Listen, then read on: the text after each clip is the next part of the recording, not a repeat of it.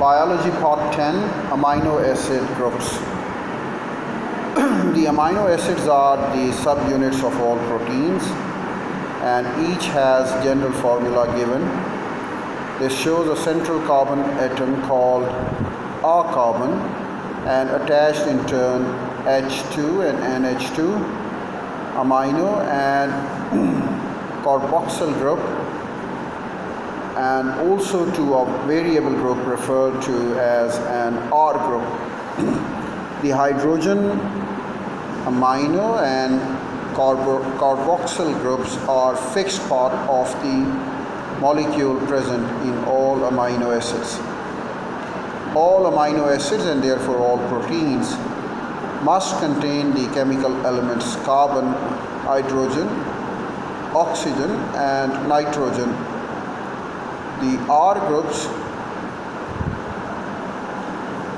groups has a different structure in each of the 20 biologically important amino acids and determines their individual chemical properties.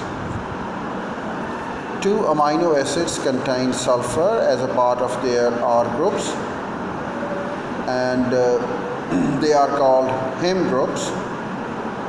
If we talk about R group classification, the 4 different types of amino acids are recognized according to the R groups. They possess them. Simple non-polar hydrocarbon groups occur in the R position of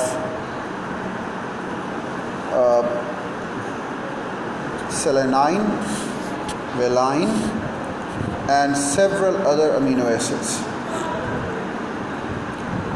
Well, a large proportion of these amino acids in a protein makes its molecules irresolute, so it becomes in their favor. Amino and carboxyl group. While the R groups of the different amino acids vary, the amino and carboxyl groups are common to all. They are important for 2 reasons. First, as shown in the figure, they tend to dissociate when dissolved in water to a certain level.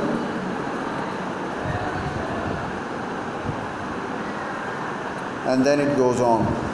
These ions give a solution of amino acid to these ions, which gives solution of amino acids as a buffering effect. That is, solution opposes the changes in pH and tends to remain at or close to the neutral pH. This happens because the charged women, this happens, and it goes all along with it, because the charged groups,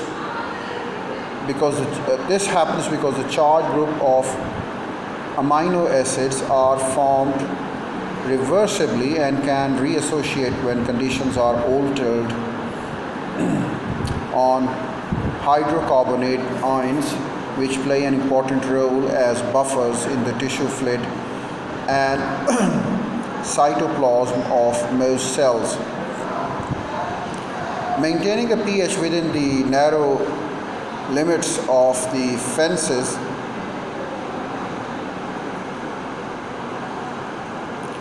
they in fact make the second function of carboxyl and amino group is to form linkage called peptide bonds, which join the amino acids together to make a chain. And we can illustrate it as well. They form a bond which is called peptide bond.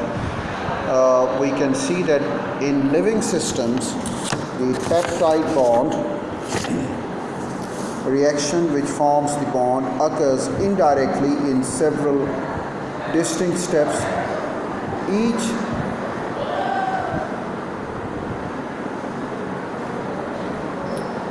and two main acids are there in the same group as well. I'll tell you more in my next video.